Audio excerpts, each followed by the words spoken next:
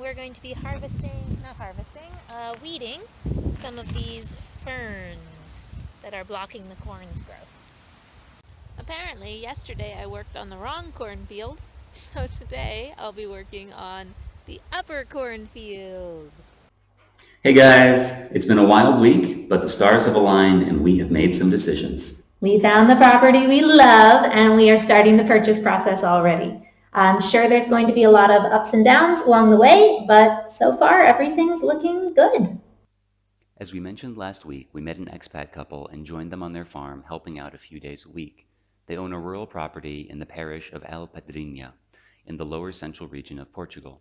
It's mountainous, green, and beautiful. We slept in the spare room, helped harvest fruit and build and demolish outbuildings. We also ate wonderful shared meals. We hit it off with similar values and views.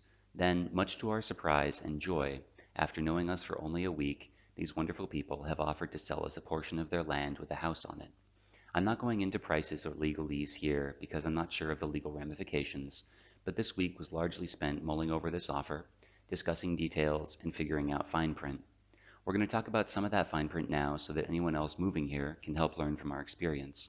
But feel free to skip that if you're not interested.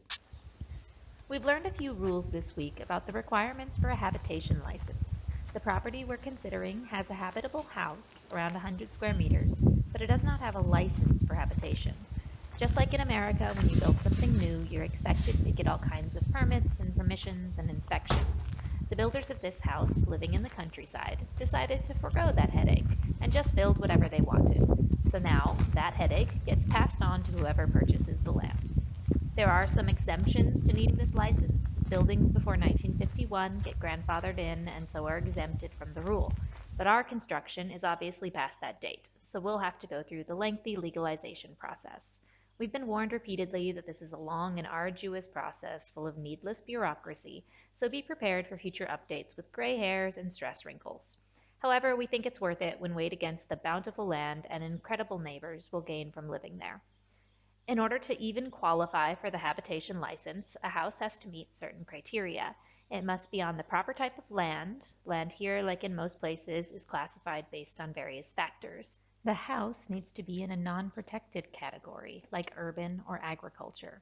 It needs to be in an area of low fire risk, or it has to meet extra requirements, such as being certain distance from the road. The land size and type determine the size of the house that might be allowed. At minimum, agriculture land like what we're going to purchase must be about an acre, 5,000 square meters, to qualify for a habitation license. Then the building itself has to meet certain rules too. It must meet livability criteria like solid construction, safe electricity, drinkable water, and basic sewage rules. Any future renovations we want to do will have to be inspected for these same basic factors. So we walked the land with Lynn and Manu several times and discussed various borders we could draw that would meet the 5,000 square meter requirement. We finally settled on a sliver of land with a huge variety of trees and a deep borehole for fresh water. The mountains of Alpedrinha have such an interesting microclimate of their own, with rivers and forests regulating temperature, and hills and valleys directing the winds. The land currently has cherries, figs, oranges, persimmon, plums, mulberries, apples, and pears, all established and fruiting. There are also at least 20 grapevines that are fruiting and sprawling across our portion. Additionally, they've planted a couple banana trees and nut trees, almond and hazelnut, I think, which would be included in our slice of land. There are also cork, pine, and eucalyptus trees which can be harvested for profit or used for a nice shaded seating area. This week, I would say, has been all about connections. The people we've met have made so many things happen for us. We've gained introductions to government officials, lawyers, and real estate agents. We've gotten advice and offers of assistance from people settling here from around the world. I think the one thing we feared the most when leaving America was not being able to form strong new friendships in our new home. But that's been the easiest part so far. We love our future neighbors already, and maybe some of you watching this will come to be our neighbors soon.